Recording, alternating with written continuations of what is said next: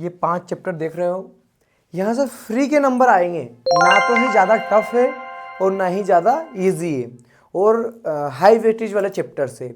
तो पहले आप इनको कवर कर ले, यहाँ से आपको बिल्कुल फ्री के नंबर मिलेंगे। इसका 4 से 5 क्वेश्चंस का एवरेज है मॉडर्न फिजिक्स का।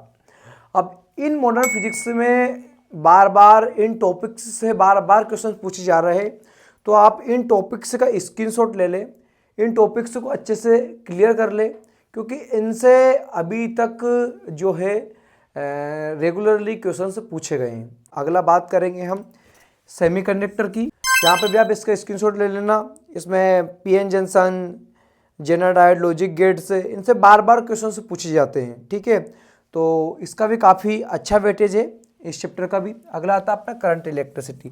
तो करंट इलेक्ट्रिसिटी मोस्टली 4 पे पहुंच गया है, पहले 2 पे था, 3 पे था, 4 पे, तो इसको 3 से 4 अपन देख सकते हैं। 3 से 4 क्वेश्चन से यहाँ से पूछे जाते हैं। स्क्रीनशॉट ले लें, जो भी मैंने टॉपिक्स दिए गए हैं, इन टॉपिक से बार बार क्वेश्चन पूछे जा रहे हैं, इनका भी स्क्रीनशॉट ले लें।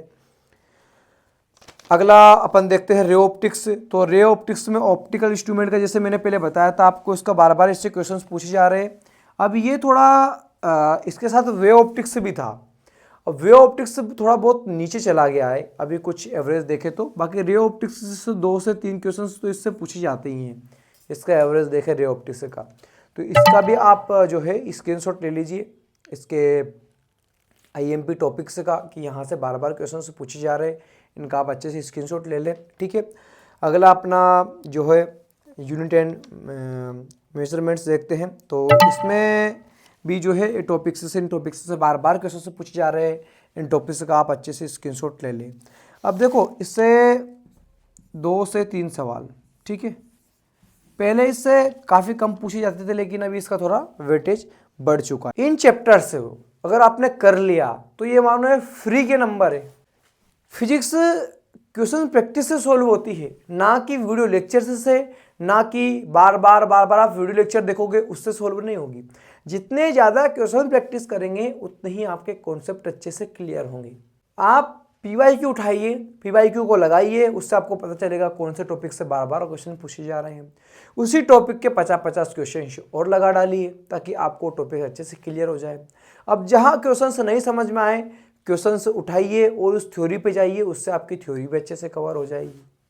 फिजिक्स को सोल्व करने का सबसे बेस्ट तरीका है, आप क्या करिए, क्वेश्चन उठाइए, क्वेश्चन को उठाकर 50 क्वेश्चन उस टॉपिक को उठाकर उनको लगाइए। जो क्वेश्चन हमको नहीं आ रहा हो, उसी क्वेश्चन के थ्योरी पे आप जाना, और थ्योरी पे आप जाकर देखना उस क्वेश्चन में क्या पूछा गया था, क्यों नहीं आया। उसके चक्कर में वो थ्योरी भी आपकी क्लियर हो जाएगी और क्वेश्चन भी आपका फिर अगला अच्छे से बनेगा। हम क्या करते हैं, क्वेश्चन से उठाते हैं, नहीं समझ में आता उस टॉपिक का, तो पूरा चैप्टर का लेक्चर देखते हैं।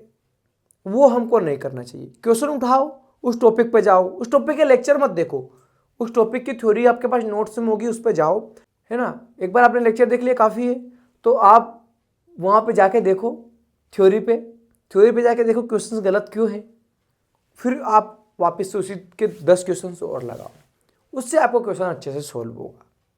ये प्रैक्टिकली आप करके देखना, इस चीज़ को आप प्रैक्टिकली करके देखोगे तो काफ़ी अच्छे तरीके से आपको बेनिफिट मिलेगा। फिजिक्स लेक्चर देखने से सॉल्व नहीं होती है, क्योंकि क्वेश्चंस को हमको उठाना पड़ेगा। उन क्वेश्चंस को उठा के हमको वहाँ पे जाना पड़ेगा जहाँ से वो क्वेश्चंस आए हैं, वहाँ पे जाकर उन क्वेश्चंस के कॉन्सेप्ट देखने पड़ेंगे, कैसे पूछे गए, फिर वापस हमको देख देख के क्वेश्चन सॉल्व करना पड़ेगा। 5 से 10 क्वेश्चंस आप देख देख के सॉल्व करेंगे, ऑटोमेटिक आपको समझ में आ जाएगा। क्योंकि हम क्या करते हैं, हम क्वेश्चन लगाते हैं, समझ में नहीं आता है तो लेक्चर देखने बैठ जाते हैं, फिर हमको समझ में, क्योंकि देखो बोलना दिमाग की फितरत है ना, और याद दिलाना हमारी फितरत है।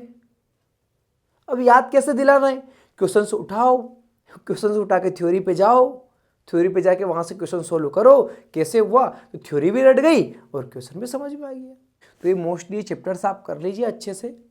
इन चैप्टर्स को आप अच्छे से कर लेंगे तो आपका जो है बेस क्लियर हो जाएगा फिजिक्स में, कि हमारे इतने नंबर तो क्लियर हो गए। बाकी आप इसके बाद kinematics, circular motion, gravitation, electrostatics, then work power energy, ये चैप्टर्स आप अच्छे से कर लीजिएगा, क्योंकि इनसे भी काफ़ी ज़्यादा क्वेश्चन से पूछे जा रहे हैं। के लिए कितनी बात अच्छी है वो इसमें से, इस वीडियो में से लेकर उस पर काम करिएगा, वो आपके लिए अच्छा है। और मेरे वीडियो की कोई भी बात अगर अच्छी नहीं लगी तो यहीं छोड़ के चली जाइएगा, जो अच्छी लगी उसको लेके जाए और उस पर अपना कॉन्सेप्ट क्लियर करें। काफ़ी बढ़िया तरीके से आपके कॉन्सेप्ट क्लियर होंगे। Thank you.